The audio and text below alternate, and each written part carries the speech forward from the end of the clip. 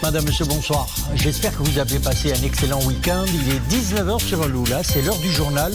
Nous vous proposons à présent les principaux titres de l'actualité de cette journée. Hôpital se renforce d'une unité structure flambant neuve, un dispositif au grand complet en vue d'une offre d'urgence efficiente, particulièrement dans ce contexte de pandémie où les patients Covid trouveront également leur place.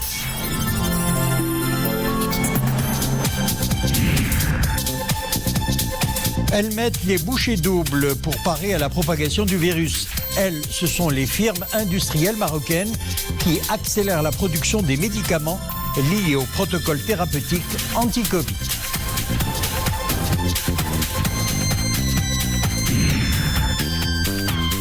Un artiste qui dompte la matière et apprivoise le métal et le plastique.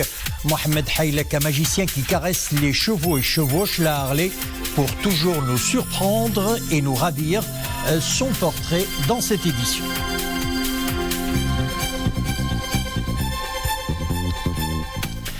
La qualité des interventions d'urgence s'améliore à Tétouan, au centre hospitalier provincial Sania Termel.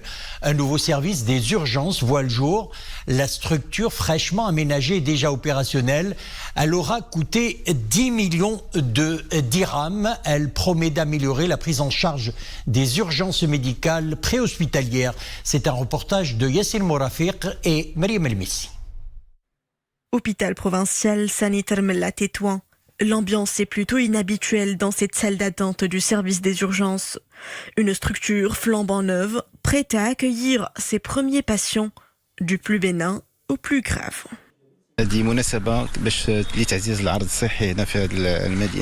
Désormais, les habitants de Tétouan auront droit à un meilleur accès aux soins.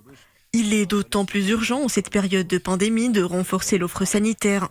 Ce genre d'infrastructure aidera à faciliter la prise en charge des malades Covid. Au cœur de ce dispositif, une salle de soins intensifs, 2 salles d'examens médicaux, une salle de surveillance médicale, 3 salles dédiées aux soins infirmiers, une salle d'isolement pour recevoir les patients dont les cas nécessitent un isolement, en plus de bureaux administratifs, d'une pharmacie et de 2 ambulances. Tout y est pour sauver des vies, avec en renfort des professionnels de l'urgence, 10 médecins et 10 infirmiers prêts à intervenir 24 heures sur 24, de jour comme de nuit. Ce service dispose du NEC plus ultra des appareils de diagnostic. Notre matériel est adapté à toutes les pathologies. Les espaces d'accueil des patients répondent à leur tour à des standards de qualité élevés. Face à la pandémie du coronavirus qui ne cesse de gagner du terrain, les urgences sont de plus en plus sollicitées. Centre névralgique des structures hospitalières, ce service vital exige davantage de ressources pour faire face à des nombres de cas de plus en plus croissants. Et pour satisfaire la forte demande en médicaments entrant dans le protocole thérapeutique de la Covid-19, les unités d'industrie pharmaceutique donc mettent les bouchées doubles pour trouver la parade au coronavirus. Reportage à Casablanca, Leila Asli, Mohamed Chikir, Sarah Katir. Pour faire face à la pandémie du nouveau coronavirus, le Maroc s'est lancé dans la production de la chloroquine et de la zithromycine afin d'assurer un stock suffisant de cet antipaludien et de cet antibiotique prescrit aux malades souffrant de la Covid-19. Ici, dans cette unité pharmaceutique à Hedswalem, les effectifs ont dû doubler en cette période, et ce, afin de satisfaire la forte demande. On est à peu près un stock pratiquement de 7 millions de comprimés, ce qui équivaut à 234 000 boîtes de 30. Ce stock pourra nous servir pour une durée couverture pratiquement de 3 mois. Et on est en train de recevoir d'autres matières premières pour qu'on puisse suivre les demandes du marché au cas où le produit sera autorisé à être mis au niveau des officines au Maroc. Le protocole thérapeutique de prise en charge des patients atteints de la Covid-19 dans notre pays comprend également de la vitamine C et du zinc. Ces produits ont vu leur production monter en flèche afin d'assurer un stock national. حاليا دزنا من 50,000 Notre production est passée de 50 000 paquets de vitamine C et de zinc par jour à 100 000, puis à 600 000. Pour le moment, on est à 1 million de paquets par jour et notre capacité peut dépasser de loin ce chiffre. Une production suffisante, oui, mais ces produits sont-ils pour autant toujours disponibles dans les officines ? Le manque de ces compléments alimentaires peut être dû aux achats massifs de la part des gens. Ici, il est un message à faire passer, c'est un appel aux citoyens de ne pas faire de stock préventif de ces produits afin de les laisser pour les personnes qui en ont grand besoin. La forte demande pour la vitamine C et le zinc cause des perturbations en termes de disponibilité de ces produits, malgré une production locale assurée par plusieurs laboratoires nationaux. Place maintenant aux nouveaux indicateurs de l'épidémie. Pendant ces dernières 24 heures, 2044 nouveaux cas d'infection au coronavirus sont diagnostiqués et 2349 guérisons ces dernières 24 heures, soit un taux de 83,3%. Depuis hier 18 heures, on déplore 37 décès, c'est un taux de létalité de 1,7%. Pour ce qui est des cas sévères ou critiques, on dénombre 461 patients admis dans les différentes unités de réanimation et de soins intensifs, dont 46 intubés. Le total des cas actifs s'élève désormais à 20 000, soit un taux de prévalence de 54,8 pour 100 000 habitants. Continuons donc à nous protéger et protéger les autres en ne baissant jamais la garde.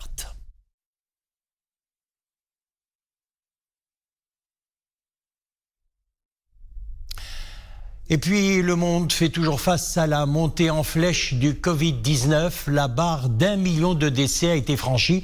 On recense plus de 35 millions de cas. Les États-Unis comptent près de 55 000 contaminations recensées ces dernières 24 heures. Même tendance en Inde, le bilan s'alourdit chaque jour. Plus de 74 000 cas confirmés en 24 heures et 937 morts. Au Brésil, le chiffre des contaminations en 24 heures est de plus de 26 000. Et puis en Europe, le Centre de prévention et de contrôle des maladies exhorte les États de l'Union à réinstaurer certaines mesures pour freiner la recrudescence de la Covid-19. Le continent africain est également touché par la progression du virus, même si le nombre de décès reste limité.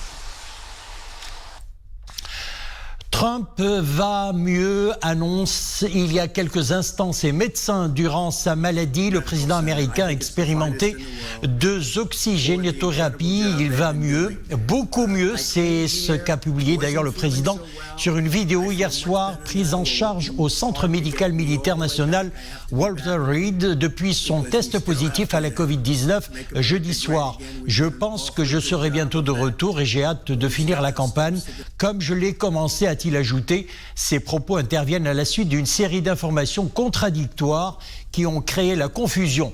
Les prochains jours, voire les prochaines heures, sont décisives où tout peut basculer pour le président américain à moins d'un mois des élections présidentielles. Le secrétaire général de l'ONU se félicite de la coopération exemplaire du Maroc avec la MINURSO. Dans son dernier rapport sur le Sahara marocain, Antonio Guterres a fait part de sa pleine satisfaction au sujet de la coopération avec les forces armées royales, notamment pour l'excellent niveau d'échange dans le cadre du mécanisme bilatéral de travail et de coordination qui regroupe les forces armées royales et la MINURSO, ce qui a permis de résoudre un nombre important de questions en suspens.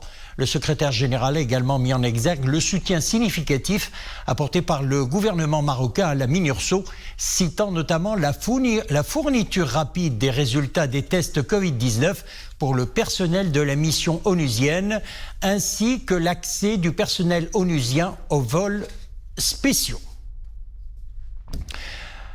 L'OFPTT, le budget global nécessaire à la réalisation du plan d'action de l'Office de la formation professionnelle et de la promotion du travail s'élève à plus de 4 500 millions de dirhams, soit une évolution de 16% par rapport au budget de 2019. Le délai de dépôt des demandes de financement et de réalisation des actions de formation planifiées au titre de l'année 2020 a été prolongé compte tenu de la pandémie de la Covid-19. Saïd El-Idrissi, Mohamed Douda, Saragatir. Le système des contrats spéciaux de formation permet le financement des programmes de formation continue des entreprises au profit de leurs salariés. Il est géré par des organes de gouvernance, à savoir essentiellement le comité central des contrats spéciaux de formation. Un comité qui a décidé la prolongation du délai de dépôt des demandes de financement pour les entreprises.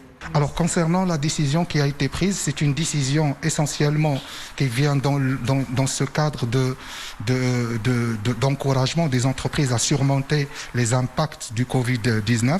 C'est une décision exceptionnelle qui a été prise par le comité central à représentativité tripartite et c'est une décision qui encourage les entreprises à mettre en place un plan de formation continue au profit de leurs salariés pour pouvoir surmonter les aléas et les obstacles causés par la pandémie de 19.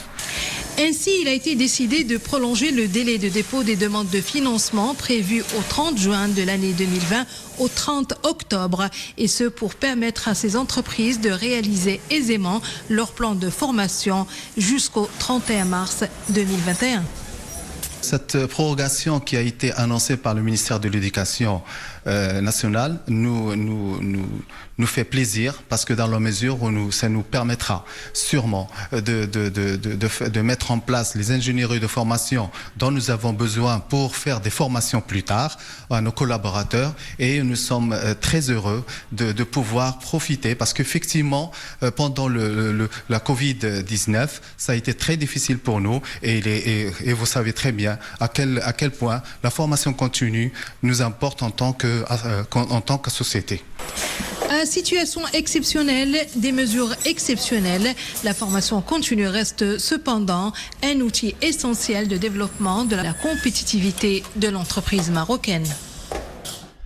22 927, c'est le nombre de stagiaires qui passeront du 7 au 10 octobre courant la session de rattrapage des examens de fin de formation dans les régions où ces épreuves ont été reportées en raison des restrictions sanitaires. L'Office de la formation professionnelle et de la promotion du travail annonce également que la session se tiendra au sein de 65 centres d'examen, notamment dans la préfecture de Casablanca et les provinces de Kénitra, de Sidi Qassem, de Sidi Slimane. 107 stagiaires devant passer les rattrapages étaient atteints de la Covid-19. Saisie de 3729 tonnes de hashish aux environs de Driouch. Les éléments de la police judiciaire de Nador ont démantelé un réseau criminel actif dans le trafic international de drogue et de psychotropes. Saisie de 7 voitures, dont une portant des plaques d'immatriculation étrangère. 3729 tonnes, donc nous le disons, de Shira, un fusil de chasse, 365 cartouches de 16 mm, 2 couteaux de grande taille, 3 motocyclettes ainsi que 16 bouteilles de lacrymogène. 4 individus ont été interpellés pour leur lien présumé avec ce réseau criminel. Les mises en cause ont été placées en garde à vue à la disposition de l'enquête préliminaire menée sous la supervision du parquet compétent. La saison de la chasse est ouverte pour les principales espèces de gibier. 11 000 chasseurs titulaires d'un permis de chasse remettent leurs fusils sur les épaules. Cailles, bécassines, perdrix et autres gibiers sont dans leur viseur. La tutelle veille au respect des règles pour la pratique de cette activité sportive qui se déroule cette année en pleine pandémie du coronavirus. Reportage à Ben Slimane, région très réputée pour la qualité de son gibier. Bouchaïb Ammari, Ahmed Hamri, Bounia Marouche. Ils sont venus de toute la province, ils se sont donné rendez-vous dans cette forêt de Ben Slimane.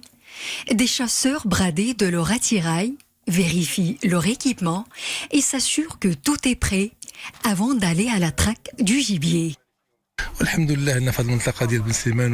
Nous avons lu le règlement, nous veillons à respecter les consignes sanitaires pour nous protéger et gagner en toute sérénité. Tout se passe bien, il ne nous reste que démarrer la chasse.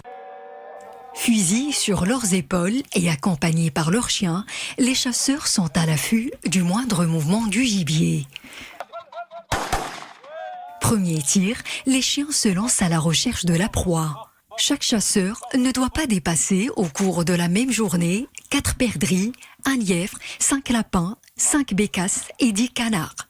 La première journée de chasse semble bien commencer. Nous sensibilisons les chasseurs sur l'importance du respect des dispositions réglementaires en vigueur. Nous tenons également à ce qu'elles respectent les mesures sanitaires. La saison écoulée, le nombre de chasseurs dans le royaume a atteint 71 793, dont 5 000 uniquement sont issus de Ben Slimane et Casablanca. Quant au nombre de lots amandiers dédiés à la chasse, il est passé de 607 à 1034 en 10 ans.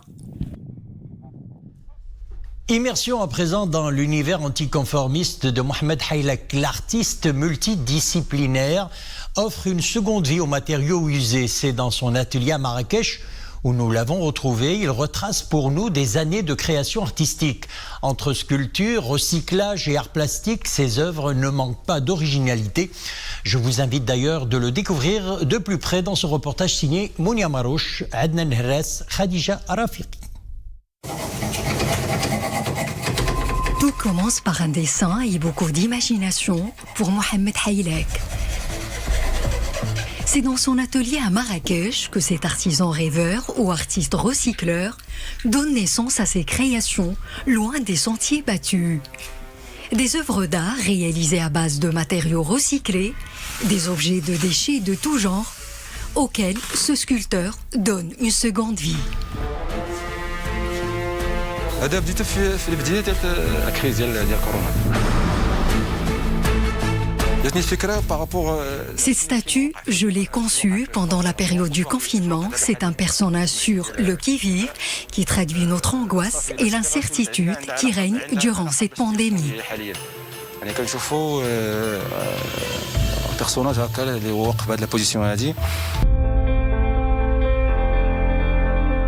Ces sculptures ne sont plus prisonnières de son atelier.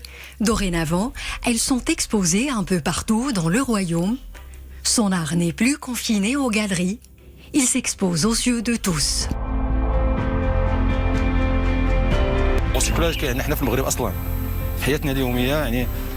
Le recyclage occupe une place de choix dans mes créations. L'éco-design est en vogue dans le monde entier. Les artistes utilisent l'objet récupéré non pour ce qu'il représente ou pour son essence, mais comme une vraie matière. De cette façon, les déchets obsolètes de nos poubelles peuvent faire l'objet de création. Mohamed Haylak, cet artiste et ami de l'environnement, est aussi à ses heures un peintre accompli, qui, à travers son pinceau, a encore tant de messages à nous transmettre. Voilà, un excellent travail de Mohamed Haylak, nous le disions, un artiste multidisciplinaire. C'est la fin de notre édition. Merci de l'avoir suivi. L'info revient à 21h. On se retrouve demain lundi.